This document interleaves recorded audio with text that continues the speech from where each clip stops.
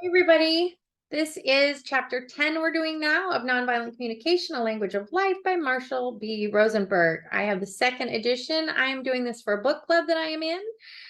If this is the first one you're seeing, it's kind of weird you're coming in at chapter 10, but that's okay. Chapter 10 is all about expressing anger fully. And welcome. Chapter 10, Expressing Anger Fully. The subject of anger gives us a unique opportunity to dive more deeply into NVC because it brings many aspects of this process into sharp focus. The expression of anger clearly demonstrates the difference between NVC and other forms of communication. I would like to suggest that killing people is too superficial. Killing, hitting, blaming, hurting others, whether physically or mentally, are all superficial expressions of what is going on within us when we are angry. If we're truly angry, we would want a much more powerful way to express ourselves. The understanding comes as a relief to many groups I work with that experience oppression and discrimination and want to increase their power to affect change. Such groups are uneasy when they hear the terms nonviolent or compassionate communication because they have so often been urged to stifle their anger, calm down, and accept the status quo. They worry about approaches that view their anger as an undesirable quality needing to be purged. The process, I hate the word purged. I would just say caretaken or expressed. I don't know, purge seems like get it out of me soon because it's wrong, but I get what they're saying. Anyway, the process we are describing, however, does not encourage us to ignore, squash, or swallow anger, but rather to express, see, there's the word I like, the core of our anger fully and wholeheartedly.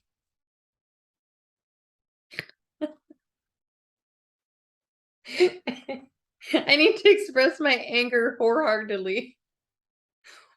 Wholeheartedly. Okay. Distinguishing stimulus from cause. I'm such a that's what she said kind of person. Oh my God. Okay. Distinguishing stimulus from cause. Oh, this is so good. I know this is going to be good already. The first step to fully expressing anger in NVC is to divorce the other person from any responsibility for our anger. We rid ourselves of thoughts such as he, she, or they made me angry when they did that. Such thinking leads us to express our anger specifically by blaming or punishing the other person. And that makes it where we're not actually feeling angry. If we're angry at, we're saying, I'm angry at, and then we're taking the anger and we're putting it over there. And then we say that we're here doing our shadow work with our inner children. But the thing is if our angry is at those people, what we've done is we've grabbed all the people we're angry at and we've actually kind of like inadvertently brought them into the safe space where we are with our anger and our inner child. And so and because we're still of them, it's to the detriment of looking at our inner child representing the anger and being like, you're angry, I'm with you, this is all between us. We're not going to bring the unsafety into our shadow work. But a lot of times in shadow work, we think that that means being affected by something externally, feeling angry about it, and then removing ourselves with it. And just because we've removed it so physically and we go in the other room and we're snot crying, we're thinking we're doing really good shadow work because we're feeling our emotions. But the thing is if we're still in the mind reel of thinking of them while we're crying, we're bringing them into our shadow work, which is not expressing emotions. It's just blaming, shaming, and continuing to activate. And on top of it, then that registers as, here, you know about me, we're angry, you've identified this, I'm your inner child, look at freaking me. And so because we're looking at the thing that made it angry, it's kind of like if a child came up and we were like, not now, I'm gonna help you, but I'm gonna go over here. It's like, and there's, I just need you to see me. I just want you to be with me. It's like, yes, I see you want me to be with you. I can't be with you because I have to be over here. So it's gonna register also as sort of like a self-abandonment. And so this is one of those things that once people recognize that that could be what's going on in their shadow work practice, it's a game changer, because once you recognize I can't bring the theme into the shadow work experience internally, or else it's just like the bad guys that my inner child is scared of is in the room while they're trying to process their anger or sadness or whatever it is. Okay, so that was my little side note there. I'd like to illustrate this distinction with an example from my work at a Swedish prison. My job was to show prisoners who had behaved in violent ways how to fully express their anger rather than to kill, beat, or rape other people. During an exercise calling on them to identify the stimulus of their anger, one prisoner wrote, 3 weeks ago, I made a request to the prison officials and they still haven't responded to it. His statement was a clear observation of stimulus, describing what other people had done. I then asked him to state the cause of his anger. When this happened, you felt angry because of what? I just told you, he exclaimed. I felt angry because they didn't respond to my request. By equating stimulus and cause, he had tricked himself into thinking that it was the behavior of the prison officials that was making him angry. This is an easy habit to acquire in a culture that uses guilt as a means of controlling people. In such cultures, it becomes important to trick people into thinking that we can make others feel a certain way. Where guilt is a tactic of manipulation and coercion, it is useful to confuse stimulus and cause. As mentioned earlier, children who hear, "It hurts mommy and daddy when you get poor grades," are led to believe that their behavior is the cause of their parents' pain.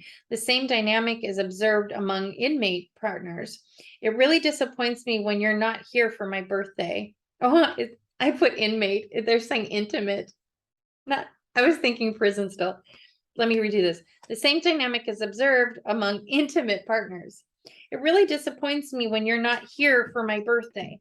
The English language facilitates the use of this guilt-inducing tactic.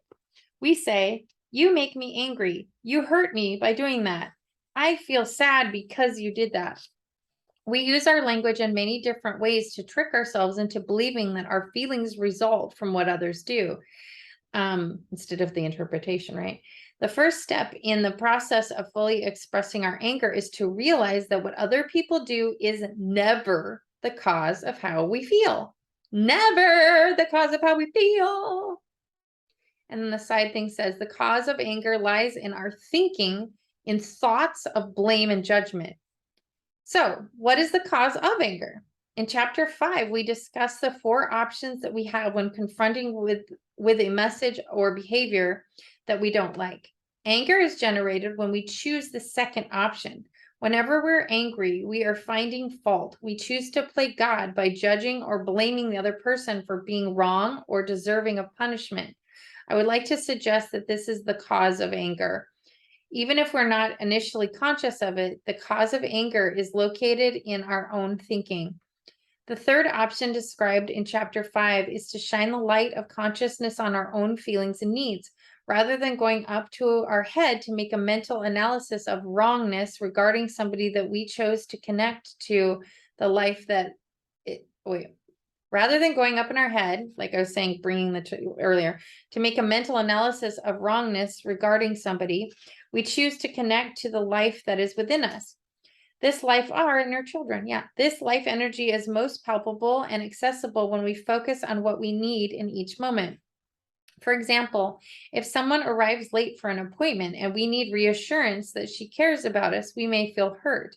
If instead our need is to spend time purposefully and constructively, we may feel frustrated. If, on the other hand, if our need is for 30 minutes of quiet solitude, we may be grateful for her tardiness and feel pleased. Thus, it is not the behavior of the other person, but our own need that caused the feeling or causes our feeling. When we are connected to our need, whether it is for reassurance, purposefulness, or solitude, we are in touch with our own life energy.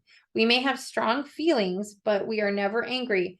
Anger is a result of a life alienating thinking that is disconnected from needs. It indicates that we have moved up into our head to analyze and judge somebody rather than focus on which of our needs are not getting met. Oh, that's a good one. In addition to the third option of focusing on our own needs and feelings, the choice is ours at any moment to shine the light of consciousness on the other person's feelings and needs. When we choose this fourth option, we also never feel anger. We are not repressing the anger. We see how anger is simply absent in each moment that we are fully present with the other person's feelings and needs. All anger has life-serving core. But I'm asked, aren't there circumstances in which anger is justified? Isn't righteous indignation called for in the face of careless, thoughtless pollution of the environment, for example? My answer is that I strongly believe that to whatever degree I support the consciousness that there is such a thing as a careless action or a conscientious action, a greedy person or a moral person, I'm contributing to the violence on this planet. Rather than agreeing or disagreeing about what people are, rather than agreeing or disagreeing about what people are for murdering, raping, or polluting the environment, I believe we serve life better by focusing attention on what we're needing. I see all anger as a result of life alienating, violence, provocative thinking. At the core of all anger is a need that is not being fulfilled. Thus, anger can be valued if we use it as an alarm clock to wake us up, to realize we have a need that isn't being met and that we are thinking in ways that make us unlikely to be met. To fully express anger requires full consciousness of our need, which is the full consciousness I was saying earlier of just looking at your inner child without the people we're blaming and shaming over here that we feel have done us wrong. Playing right into my hand. No, I'm just kidding. I recommend connecting empathically with our own needs or those of others. This may take extensive practice whereby over and over again, we consciously replace the phrase, I'm angry because they blank with I'm angry because I'm needing. Oh, I love that. I'm angry because I'm needing. And then I just have to reiterate, anytime we do that, the first go-to is I'm angry because I'm needing blah. And that's usually going to always be pointing at some need that you're actually not feeling capable of giving yourself. And ideally, we want to be able to meet our own needs. It's okay that a lot of us are stunted or have arrested development in some ways where we may not be able to do that. But I think it's not even that we can't that creates the problem externally, is that when we can't do anything, we feel powerless and we start to blame and shame and guilt ourselves for the need that we can't have. So then we are using that energy and then trying to then get our needs met, but people can feel the anger, judgment, and like, damn it, nobody's meeting my needs, is really what we're saying is I don't know how to meet my own needs. And so other people are going to feel that. And then it's going to seem like everyone thinks that we're needy, that people aren't going to want to help us. And it's because of how our relationship is with how much help we believe that we have or should be able to ask for other people. It's like our own gap.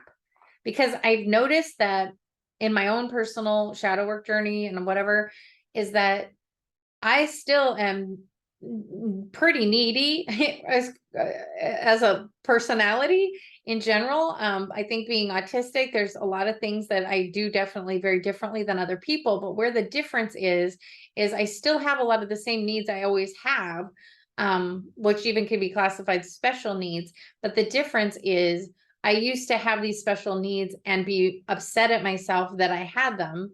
And then I would only find people that really hated needy people and didn't like that in me. But then, so nothing else changed on what those needs were other than my own relationship with myself on how I thought about it. That's why getting the autism diagnosis helped so much, is that I was able to shame myself less, guilt myself less, be angry at myself less, and accept more of it.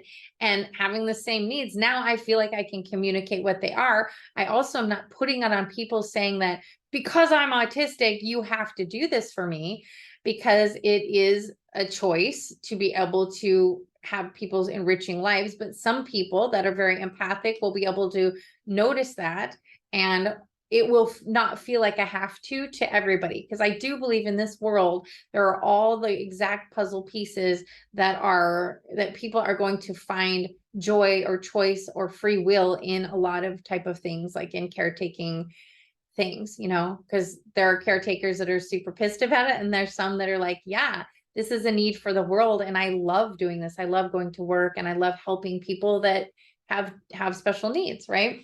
But just because someone like me has special needs doesn't mean that, I do think organizations and businesses and stuff definitely need to put in accommodations. But when it comes to like intimate relationships, this or that, like it may be a needs conflict with somebody else's special needs. And so that's the other thing, is working all of that kind of stuff out. And if you're on a journey similar to that, let me just say that the biggest change that you can make in that is your own relationship with how you're viewing what your needs are, what your values are. And then if you're cool with it, when you come to the table of like, hey, and you're addressing the need and how you value it, and you're in that energy, anybody then isn't going to feel that shouldn't, they're not going to feel shamed or anything on them. And so they're going to be able to more easily, with their free will, want to help out whatever the need is. So that's the way I see it. Okay.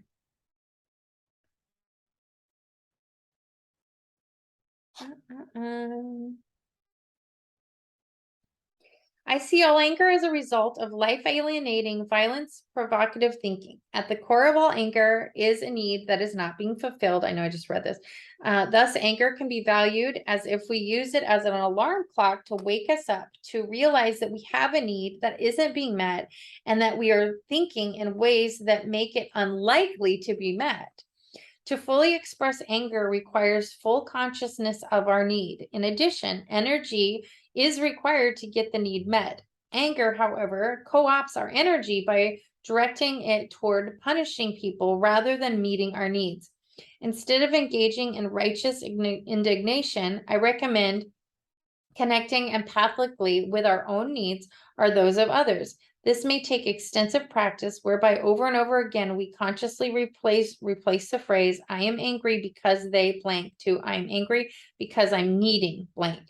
I once was taught a remarkable lesson while working with students in a correctional school for children in Wisconsin. On 2 successive days, I was hit on the nose in remarkably similar ways. The first time I received a sharp blow across the nose from an elbow while interceding in a fight between 2 students. I was so enraged, it was all I could do to keep myself from hitting back. On the streets of Detroit, where I grew up, it took far less than an elbow in the nose to provoke me to rage. The second day, similar situation, same nose, and thus more physical pain, but not a bit of anger.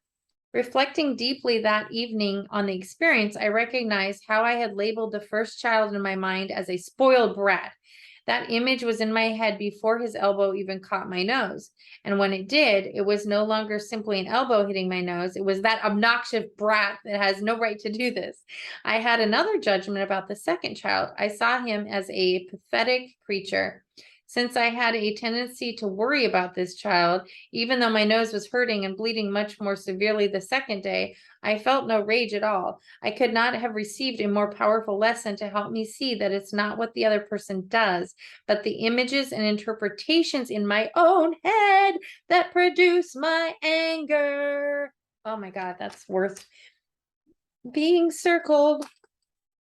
Stimulus versus cause.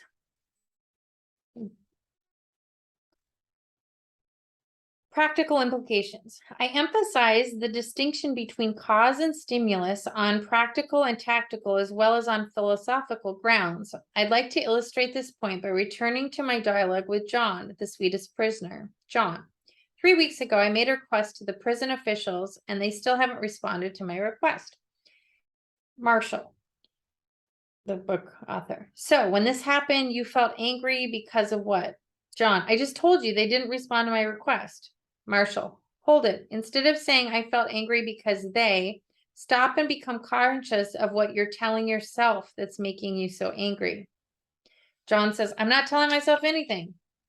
Marshall says, stop, slow down, just listen to what's going on inside. John, silently reflecting, and then, I'm telling myself that they have no respect for human beings, that they're a bunch of cold, faceless bureaucrats who don't give a damn about anyone but themselves. They're a real bunch of. Marshall says, thanks, that's enough. Now you know why you're angry. It's that kind of thinking. John, but what's wrong with thinking that way? Marshall, I'm not saying there's anything wrong with thinking that way. Notice if I say there's something wrong with you for thinking that way, I'd be thinking the same way about you. I don't say it's wrong to judge people, to call them faceless bureaucrats, or to label the actions inconsiderate or selfish. However, it is kind of thinking on your part that makes you feel very angry. Focus your attention on your needs. What are your needs in this situation? John, after a long silence. Marshall, I need the training I was requesting. If I don't get that training, as sure as I'm sitting here, I'm going to end up back in this prison when I get out. Marshall says, now that your attention is on your needs, how do you feel? John, scared. Marshall, now put yourself in the shoes of the prison official. This is so like Byron Katie process of turning around, putting yourself in other people. I like this. If I'm an inmate, I'm more likely to get my needs met if I come to you and saying, hey, I really need that training and I'm scared of what's going to happen if I don't get it. Or if I approach while seeing you as a faceless bureaucrat. Wait. Oh, yeah. It's much more likely to get it by saying that than approaching that same officer as like, you're just a faceless bureaucrat. That energy is going to be felt. Even if I don't say the words out loud, my eyes will reveal that kind of thinking.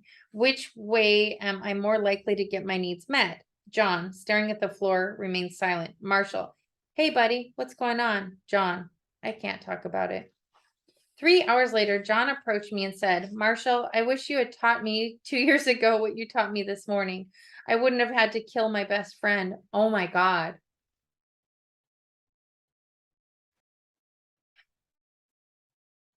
All violence is the result of people tricking themselves, as they did this young prisoner, into believing that their pain derives from other people and that consequently those people deserve to be punished.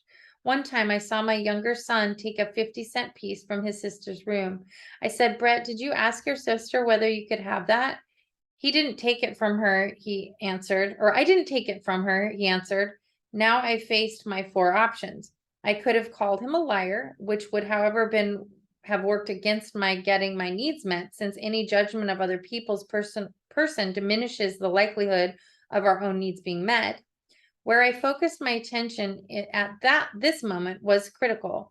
If I were to judge him as lying, it would point me in one direction. Sorry. If I were to interpret that he didn't respect me enough to tell me the truth, I would be pointed in another direction.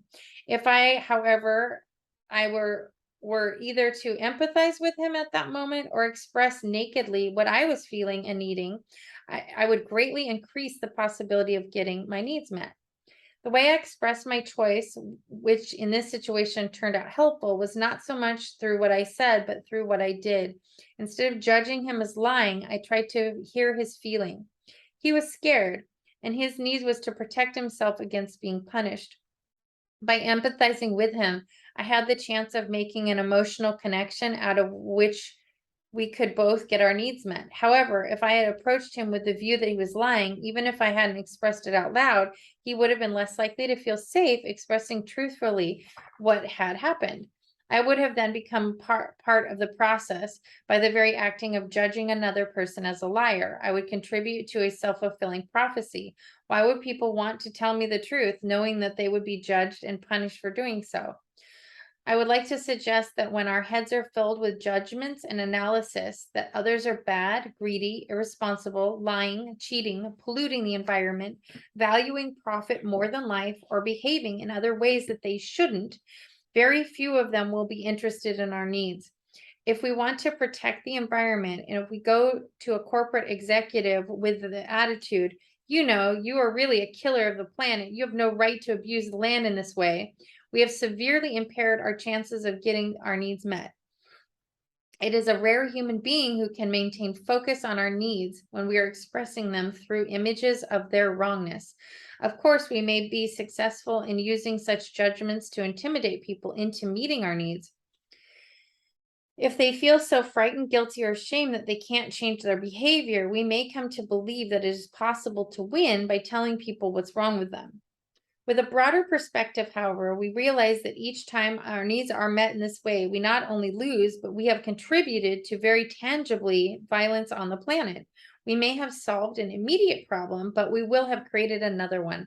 The more people hear blame and judgment, the more defensive and aggressive they become, and the less they will care about our needs in the future. So even if our present need is met in the sense that people do what we want, we will pay for it later. Ain't that the truth? 4 steps to expressing anger.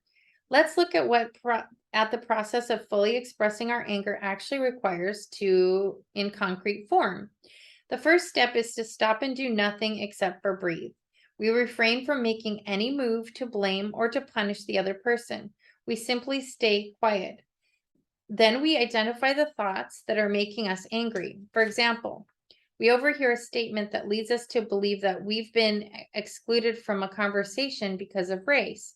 We sense anger, stop, and recognize the thoughts stirring in our head. It's unfair to act like that. She's being racist.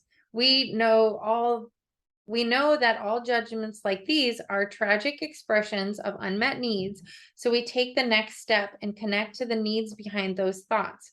If I judge someone to be racist, the need may be for inclusion, equality, respect, or connection. To fully express ourselves, we now open our mouths and speak the anger, but the anger has been transformed into needs and need-connected feelings. To articulate these feelings, however, may require a lot of courage. For me, it's easy to get angry and to tell people that was a racist thing to do. In fact, I may even enjoy saying such things, but to get down to the deeper feelings and needs behind such a statement may be very frightening.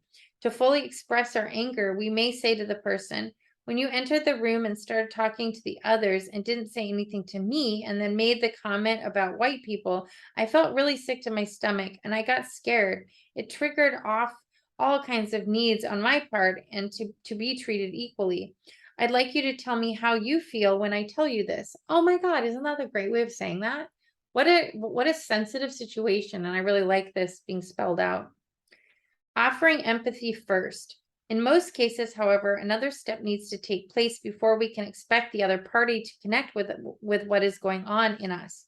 Because it will often be difficult for others to receive our feelings and needs in such situations, we would need to first empathize with them if we want them to hear us. The more we empathize with what leads them to behave in the ways that are not meeting our needs, the more likely it is that they will be able to reciprocate afterwards. So the steps of expressing anger appears: 1, stop and breathe. 2, identify our judgmental thoughts. 3, connect with our needs. 4, expressing our feelings and unmet needs. Over the last 30 years, I've had a wealth of experience speaking NVC with people who harbor strong beliefs about specific races and ethnic groups. Early one morning, I was picked up by a cab at an airport to take me into town. A message from the dispatcher came over the loudspeaker for the cabbie. Pick up Mr. Fishman at the synagogue on Main Street. The man next to me in the cab muttered, I don't even want to say this, these Jewish slur, get up early in the morning so that they can screw everybody out of their money. For 20 seconds, there was smoke coming out of my ears.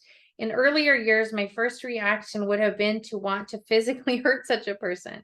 Now, I took a few deep breaths and then gave myself some empathy for the hurt, fear, and rage that were stirring inside of me.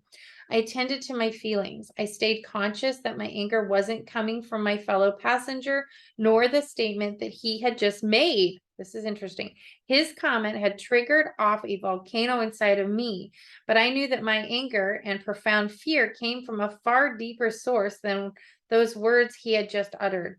I sat back and simply allowed the violent thoughts to play themselves out. I even enjoyed the image of actually grabbing his head and smashing it. Giving myself this empathy enabled me to then focus my attention on the humanness behind his message, after which the first words out of my mouth were, are you feeling blank? I tried to empathize with him, to hear his pain. Why? because I wanted to see the beauty in him and for him to fully apprehend what I had experienced when he made this remark. I knew I wouldn't receive that kind of understanding if there was a storm brewing inside of him. My intention was to connect with him and to show a respectful empathy for the life energy in him that was behind the comment. My experience told me that if I was able to empathize, then he would be able to hear me in return. It would not be easy, but he would be able to. Are you feeling frustrated? I asked. And the side note here says, stay conscious of the violent thoughts that arise in our minds without judging them. Okay, so he says to the cabbie, are you feeling frustrated? And then it appears that you might have had some bad experiences with Jewish people. This doesn't have a question mark, with Jewish people, period. He eyed me for a moment. Yeah, these people are disgusting. They'll do anything for money. You feel distrust and the need to protect yourself when you're involved in financial affairs with them? That's right, he exclaimed, continuing to release more judgments as I listened for the feeling and need behind each one. When we settle our attention on other people's feelings and needs, we experience our common humanity. When I hear that he's scared and wants to protect himself, I recognize that I also have a need to protect myself, and I too know what it's like to be scared. When my consciousness is focused on another human being's feelings and needs, I see the universality of our experience. I had major conflict with what went on in his head, but I've learned that I enjoy human beings more if I don't hear what they think. Especially with folks who have these kind of thoughts. I've learned to savor life much more by only hearing what's going on in their hearts and not getting caught up with the stuff in their heads. That's beautiful. This man kept on pouring out his sadness and frustration. Before I knew it, he'd finished with Jews and moved on to blacks. He was charged with pain around a number of subjects. After nearly 10 minutes of me just listening, he stopped. He'd felt understood. Then I let him know what was going on in me. Marshall says, when you first started to talk, I felt a lot of anger, a lot of frustration, sadness, and discouragement because I've had very different experiences with Jews than you have had. And I was wanting you to have much more of the kind of experiences I've had. Can you tell me what you heard me say? Man, oh, I'm not saying they're all. And Marshall says, excuse me, hold on. Can you tell me what you just heard me say? The man says, what are you talking about? Marshall says, let me repeat what I'm trying to say. I really want you to just hear the pain that I feel when I hear your words. It's really important to me that you hear that. I was saying I felt a real sense of sadness because my experiences with Jewish people have been very different. I was just wishing that you had some experiences that were different from the ones that you were describing. Can you tell me what you heard me say? You're saying I have no right to talk the way that I did. Marshall says, no, I would like you to hear me differently. I really don't want to blame you. I have no desire to blame you. I intended to slow down the conversation because in my experience, to whatever degree people hear blame, they have failed to hear our pain. Ooh. That's so good. To whatever degree people hear blame, they have failed to hear our pain. If this man said, that's so good. I got goosebumps. If this man said, those were terrible things for me to say, those were racist remarks I made, he would not have heard my pain. As soon as people think that they have done something wrong, they will not be fully apprehending our pain. I didn't want him to hear blame because I wanted him to know that what had gone on in my heart when he uttered his remark. Blaming is easy. People are used to hearing blame. Sometimes they agree with it and hate themselves, which doesn't stop them from behaving the same way. And sometimes they hate us for calling them racist or whatever, which also doesn't stop their behavior. If we sense blame entering their mind, as I did in the cab, we may need to slow down, go back and hear their pain for a while more. Taking our time. Probably the most important part of learning how to live the process we have been discussing is to take our time.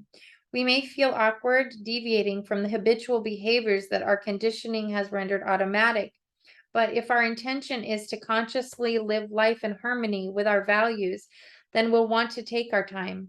A friend of mine, Sam Williams, jotted down the basic comments of this process on a 3x5 card, which he would use as a cheat sheet at work. When his boss would confront him, Sam would stop, refer to the card in his hand, and take time to remember how to respond. When I asked whether his colleagues were finding him a little strange, consistently staring into his hand and taking so much time to form his sentences, Sam replied, "It doesn't actually take that much more time, but even if it did, it's still worth it to me. It's important for me to know that I am responding to people the way I really want to." At home, he was more overt, explaining to his wife and children why he was taking the time and trouble to consult the card. Whenever there was an argument in the family, he would pull out the card and take his time. After about a month, he felt comfortable enough to put it away. Then one evening, he and Scotty, age 4, were having a conflict over television, and it wasn't going well. "Daddy," Scotty said urgently, "get the card." For those of you wishing to apply NVC, especially in challenging situation of anger, I would suggest the following exercise. As we have seen, our anger comes from judgments, labels, and thoughts of blame, of what people should do and what they deserve. This is such a good, this whole part is so good.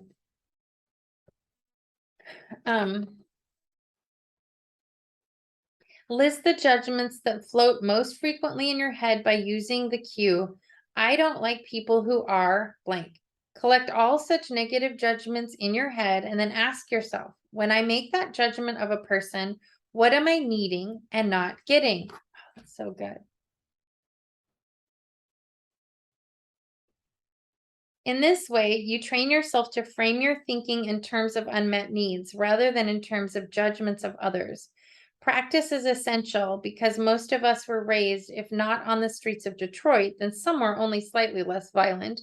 Judging and blaming have become second nature to us.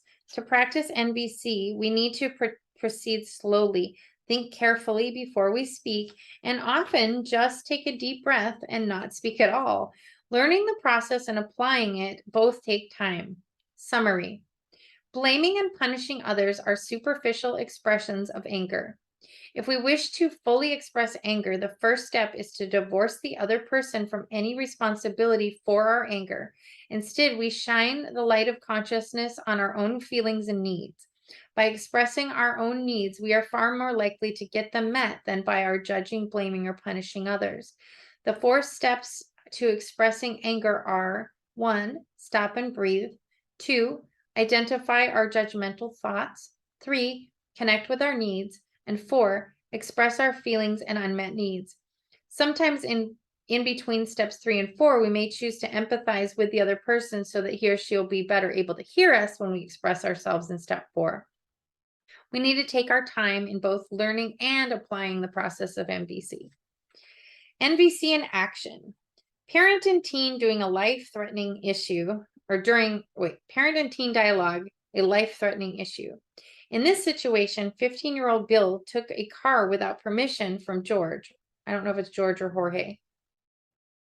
It's Jorge. Anyway, from a family friend. He went on a joyride with 2 friends and returned the car undamaged to the garage where its absent had not been detected. Since then, however, Jorge's 14-year-old daughter, Eva, who had gone along for the ride, told her father what had happened. Jorge then had informed Bill's father, who is now approaching his son. The father had just recently been practicing NVC. Father: "So I hear you, Eva and Dave took Jorge's car without asking?" Bill: "No, we didn't." Father, in a loud voice: "Don't lie to me. It'll only make it worse." Then he remembers first to connect to his own feelings and needs in order to stay in connection with his son. "You just sit there for a moment. I need to think." Going inside himself, he sees how angry and scared he is. He's angry because he's telling himself, Bill should have known better, and what a liar he's become. He's scared when he thinks of all the potential consequences of not only Bill's action, but his own misjudgment of what his son might do. What was stupid of me to assume he knows better? Someone could have gotten killed in this. He catches himself. Oops. I need to translate the labels stupid and liar into feelings and needs. For stupid, I guess the feeling is disappointment in myself. I would have liked to think that I knew him better. And for liar, I'm feeling pretty scared because I want to be able to count on accurate information to deal with this situation. Silence while he mulls over and on how to begin talking. Bill, are you worried that you'd be punished if you give me accurate information? Ooh, that's a good way to say to the son. Yeah. Bill, yeah, you're always so mean whenever I do anything you don't like. Father, are you saying that you'd like more understanding and fairer treatment for what you do? Bill, oh, sure. Like I'm really going to get fair treatment and understanding from you? Father, silently to himself. Boy, do I get angry when he says that. Can't he see how hard I'm trying? I really need a little respect for how hard this is, and I guess also a little caring for how scared I'm feeling. That was all in his head, parentheses. Sounds to me like you're worried that no matter what you say, you won't be treated fairly. Bill, what do you care about treating me fairly? When something happens, you just want someone to punish. Besides, what's the big deal? Even if we did take the car, no one got hurt and it's back where it was. I mean, this is no major crime wave. Father, are you scared there'll be harsh consequences if you admit to taking the car and that you want to trust that you'll be treated justly? Yeah. Father, allowing time for silence and the connection to go deeper. What could I do to give you that reassurance? Bill, promise to never punish me again? Father, aware that punishment will not help Bill develop consciousness around potential consequences of his own behavior, but will only contribute to greater disconnection and resistance, the father expresses willingness to agree to Bill's request. I'd be open to that agreement if you agree to stay in dialogue with me. That is, we talk until I'm satisfied that you're aware of all the possible consequences of you having taken that car. However, in the future, if it happens that I'm not confident that you see the potential danger of what you're in for, I might still use force, but only in order to protect you. Bill says, wow, great. It feels good knowing that I'm so stupid that you have to use force to protect me from myself. Father, losing touch with his own needs, says silently, man, there are times when I could just kill this little. So I'm furious when he says things like that. It really doesn't seem like he cares. Damn, what am I needing here? I'm needing to know when I'm working this hard that at least he cares. Out loud angrily. You know, Bill, when you say things like that, I get really pissed off. I'm trying so hard to stay with you on this. And when I hear things like, look, I need to know if you even want to keep talking with me. Bill, I don't care. Father, Bill, I really want to listen to you rather than fall into my old habits of blaming and threatening you whenever something comes up that I'm upset about. But when I hear you say things like, it feels good to know I'm so stupid in the tone of voice you just used, I find it hard to control myself. I could use your help on this. That is, if you would rather me listen to you than blame or threaten, or if not, then I suppose my other option is to just handle it the way that I'm used to handling things. Bill says, and what would that be, Father? Well, by now I'd probably be saying, hey, you're grounded for 2 years. No TV, no car, no money, no dates, no nothing. Bill, well, guess I'd want you to do it the new way then. Father, with humor. I'm glad to see that your sense of self-preservation is still intact. Now I need you to tell me whether you're willing to share some honesty and vulnerability. Bill, what do you mean by vulnerability? Father, it means that you tell me what you're really feeling about the things we're talking about, and I tell you the same from my end in a firm voice. Are you willing? Bill, okay, I'll try.